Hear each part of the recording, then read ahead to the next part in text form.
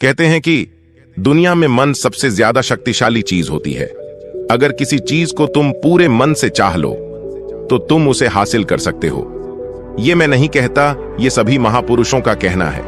लेकिन अगर यह सत्य है, ये सच है, तो जो हम अपने मन से चाहते हैं वो हमें हासिल क्यों नहीं होता है? भाई, कोई भी इंसान अपने मन में दुख तो नहीं चाहेगा, लेकिन वो रहता तो दुखी ही है।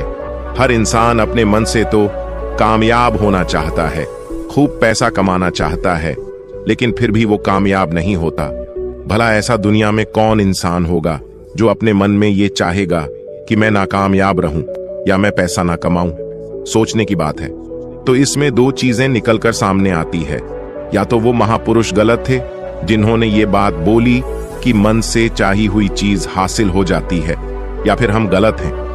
आज की कहानी जो मैं आपको सुनाने वाला हूं, उसमें आपको एक ऐसा मंत्र मिलेगा।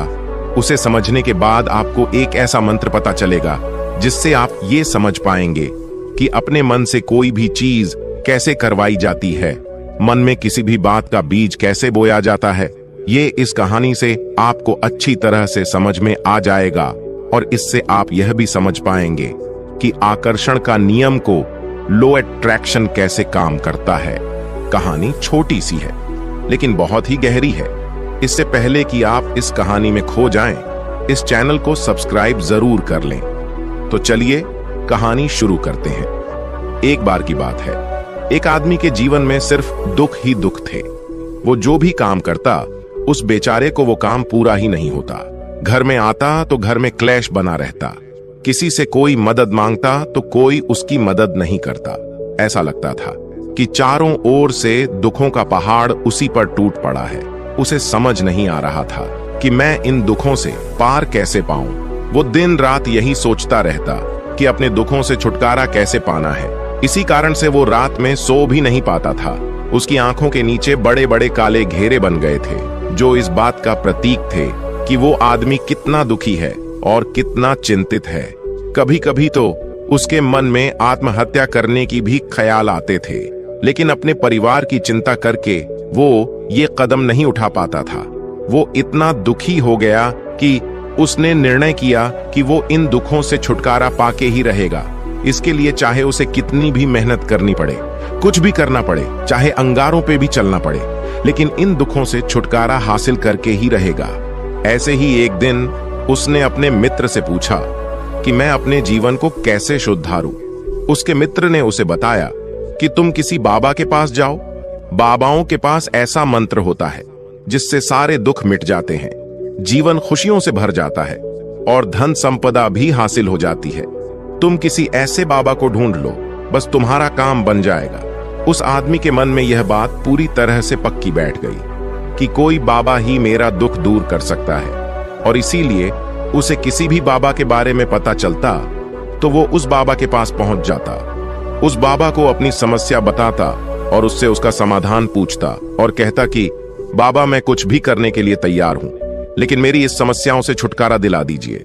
आप जो कहेंगे मैं वो करूंगा, लेकिन मेरे जीवन को सुधार दीजिए। बाबा उसे कुछ टोने टोटके बता देते थे करने के लिए, और बदले में दान दक्षिणा ले लेते थे कि ये टोना टोटका करने के बाद तुम्हारे घर में सुख शांति बनी रहेगी, बस तुम इस टोटके को पूरी विधि के साथ करना। वो आदमी घर लौटकर पूरी विधि के साथ टोने टोटके करने लगा, लेकिन बहुत टोने टोटके करने के बाद भी उसके जीवन में कुछ बदलाव नहीं आया। इसके विपरीत उसका जीवन और ज्यादा दुखी हो गया। जो भी बाबा उसे टोना टोटका देता था, वो बदले में उससे दान दक्षिणा लेता था, जिससे उसका धन भी धीरे धीरे खत्म हो रहा था। इससे उसके जीवन में दुख और ज्यादा बढ़ गए।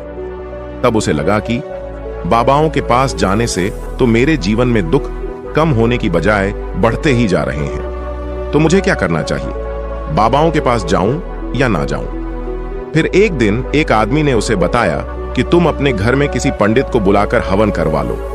हवन होगा, घर शुद्ध हो जाएगा, कोई भी बुरी ऊर्जा होगी घर में तो वो घर से बाहर चली जाएगी। किसी पंडित को बुलाकर पूरे विधि विघ्नों से मंत्र उच्चारण कराओ और हवन कराओ, जिससे घर में सुख शांति आए।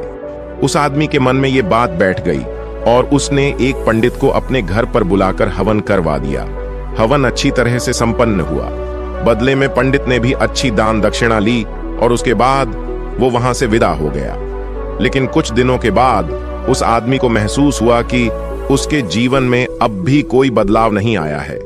अब वो आदमी पूरी तरह से दुखी हो गया और ज्यादा परेशान हो गया। अब तो उसे लगने लगा था कि मेरे जीवन में से दुख कभी खत्म ही नहीं होंगे, और यही सोच सोचकर उस आदमी का बुरा हाल हो गया था। फिर एक दिन उसे अपने मित्र से एक ऐसे बाबा के बारे में पता चला जो समाधान बताने के लिए कोई दान दक्षिणा नहीं लेता था। उस आदमी को लगा कि ये बाबा दूसरे बाबाओं की तरह नहीं हो सकता, क्योंकि ये दान दक्षिणा तो लेता ही नहीं, और अगर दान दक्षिणा नहीं लेता तो यह सच में कोई सिद्ध बाबा होगा। और यही सोचकर वो उस बाबा के पास पहुंच जाता है। और जब वो आदमी वहां पर पहुंचता है तो वो बाबा ध्यान में बैठे हुए थे। ये देखकर वो आदमी वहीं पर चुपचाप बैठकर ध्यान से बाहर आने का उनका इंतजार करने लगा। थोड़ी देर बाद बाबा ने आंखें खोली तो सामने एक दुखी और परेशान युवक को बैठे देखा। वो उसकी आंखों के नीचे काले घेरे देखते ही समझ गया कि ये आदमी अपने जीवन से कितना परेशान है। उसे संबोधित करते हुए बाबा ने पूछा कि बच्चा क्या चाहते हो, बाबा के पास क्या लेने आए हो? उस आदमी ने कहा कि बाबा, मैं अपने जीवन से बहुत परेशान हूं। मैंने इन दुखों को दूर करने के लिए बहुत सारे रास्ते अपनाए, हर वो तरकीब करके देखी है जो किसी बाबा ने मुझे बताई, हर वो काम किया जो किसी भी इंसान ने मुझसे करने को कहा, लेकिन मेरे जीवन में दुखों में कोई कमी नहीं आई। बाबा, इसके विपरीत मेरे जीवन में दुखों में बढ़ोतरी हो गई। मुझे समझ नहीं आ रहा है कि मैं क्या करूं। कभी कभी तो मैं आत्महत्या करने की सोचता हूं, लेकिन अपने परिवार की सोचकर मैं ये कदम नहीं उठा पाता। मैंने आपके बारे में बहुत सुना है बाबा, और मैं बहुत उम्मीद के साथ आपके पास आया हूं। कृपया करके मुझे कोई ऐसा मार्ग बताएं जिससे मुझे अपने दुखों से छुटकारा मिल जाए। मैं अपने दुखों से छुटकारा पाने के लिए कुछ भी करने को तैयार हूं। आप मुझे कोई भी रास्ता बताएं, चाहे वो रास्ता कितना भी कठिन क्यों ना हो, मैं उसको पार करके रहूंगा। बाबा ने महसूस किया कि ये आदमी तो सच में बहुत परेशान है। बाबा ने उसकी बात सुनकर कहा कि बच्चा, दुखों को दूर करने के लिए मंत्र ऐसे ही नहीं मिलते। मंत्र पाने के लिए कुछ करना पड़ता है। तुम कुछ कर सकते हो। यह सुनकर पहले तो उस आदमी ने सोचा कि ये बाबा भी मुझसे दान दक्षिणा ही मांगेंगे, लेकिन और कोई रास्ता न पाकर उस आदमी ने कहा कि बाबा, आपको जितने भी दान दक्षिणा चाहिए मैं देने के लिए तैयार हूं, लेकिन आपका मंत्र सच्चा होना चाहिए, वो पूरा होना चाहिए, उसका फल मुझे मिलना चाहिए। उसके बाद मैं आपको जो भी दान दक्षिणा लेना चाहते हो वो दे दूंगा। बाबा ने कहा कि दान दक्षिणा तो बहुत छोटी सी चीज है, मुझे वो नहीं चाहिए। इस पर वो आदमी सोच विचार करके बोला, तो बाबा, मैं अंगारों पर भी चलने के लिए तैयार हूं, आप मुझे बस आज्ञा दीजिए। बाबा ने कहा कि अंगारों पर चलने वाली छोटी चीज मैं तुमसे नहीं कराने वाला। मैं जो तुमसे कराने वाला हूं वो बहुत ही कठिन मंत्र है। क्या तुम उसे पूरा कर पाओगे? उस आदमी ने कहा कि बाबा, आप मुझे बताइए तो सही, मुझे करना क्या होगा? मैं कुछ भी करने को तैयार हूं।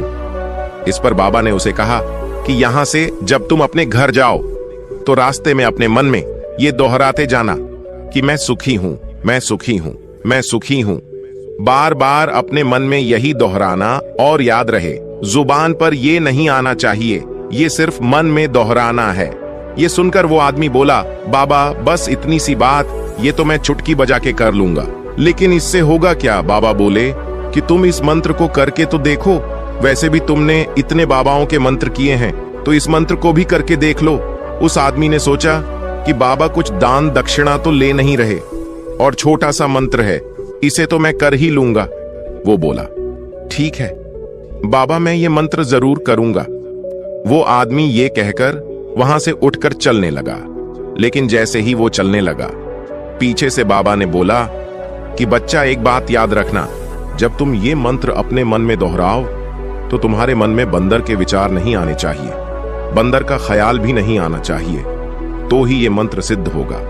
वो आदमी बोला, मुझे तो आज तक बंदर का कोई विचार नहीं आया, तो अब क्यों आएगा? आप चिंता मत करिए बाबा, मैं बस मन में यही दोहराऊंगा कि मैं सुखी हूं, मैं सुखी हूं, इसके अलावा बंदर का कोई विचार मेरे मन में नहीं आएगा। ये कहकर वो आदमी वहां से चल दिया। वो अपने मन में मैं सुखी हूं, मैं सुखी हूं, ये दोहराता हुआ थोड़ी दूर ही चला था कि उसके मन में अचानक बंदर का ख्याल आ गया। बंदर का ख्याल एक बार आया और चला भी गया, लेकिन उस आदमी ने सोचा कि आज तक तो मुझे बंदर का कोई विचार नहीं आया, ये आज बंदर का विचार क्यों आ गया। और ऐसे करके उसने उस बंदर के विचार को पकड़ लिया। वो ये भूल गया कि मुझे क्या मंत्र दोहराना है, और वो बंदर के बारे में सोचने लगा। जब थोड़ी देर बाद उसे फिर से होश आया तो वो फिर से अपना वही मंत्र दोहराने लगा जो बाबा ने उसे बताया था, मैं सुखी हूं, मैं सुखी हूं। लेकिन अचानक से उसे उसके सामने एक बंदर दिखाई दिया, और ये देखकर उसके मन में फिर से बंदर का विचार उठ गया, और वो अपने अंदर से उस विचार को बाहर फेंकना चाहता था। वो चाहता था कि मेरे अंदर किसी भी तरह बंदर का विचार ना आए, लेकिन उसे तो उसके सामने बंदर ही दिखाई दे गया। ऐसे ही जदूजहद करते करते वो घर पर पहुंचा, और घर पर पहुंचने के बाद अपनी पत्नी को कहा कि हे बंदरिया, मुझे खाने में बंदर परोस दो। और जब उसे एहसास हुआ कि उसने क्या बोल दिया तो वो अपने बाल नोचने लगा।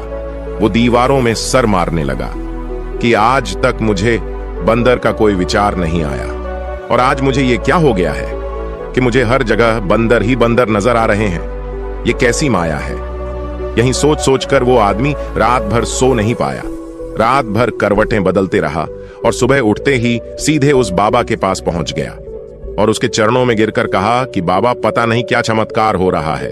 आज तक मुझे बंदर का कोई विचार नहीं आया, लेकिन कल से जब से आपने मुझसे कहा कि बंदर का विचार नहीं आना चाहिए, तब से मुझे हर जगह बंदर ही बंदर नजर आ रहे हैं।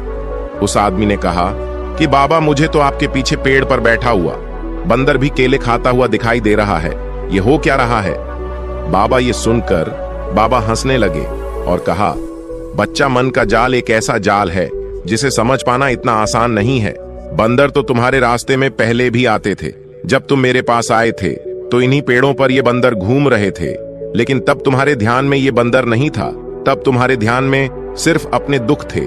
इसके बाद बाबा ने उसे बताया कि बच्चा, हम जिस चीज से भी दूर भागना चाहते हैं वही चीज हमारे मन में बहुत गहरे में प्रविष्ट हो जाते हैं, वो हमारे अंतर मन में समा जाती है। असल में हम जिस चीज से भी छुटकारा पाना चाहते हैं उससे छुटकारा इसीलिए पाना चाहते हैं कि वो हमारे साथ बहुत गहरे से जुड़ी हुई है, और हम जितना ही उससे छुटकारा पाना चाहते हैं वो उतनी ही गहरी हमारे मन में बैठती चली जाती है, और आखिरकार वो हमारे अंतर मन में छा जाती है।